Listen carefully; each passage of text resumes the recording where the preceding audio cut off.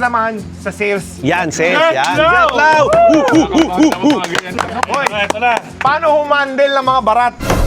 Yun. Alam ko yun kasi barat din ako eh.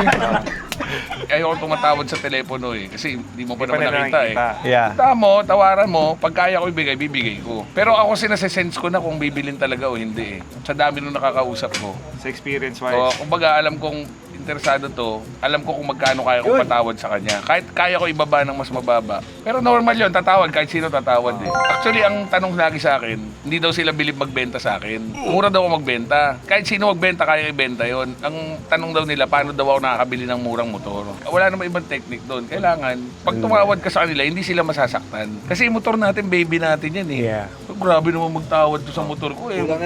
Pagiging legit niya na seller eh. Kung ako man seller ako, buy and sell siya, I sell my bike sa kanya. Alam ko hindi ako gogoyoin ito eh. Kumbaga may pambili. Yung integrity na naitayo niya sa community, mataas.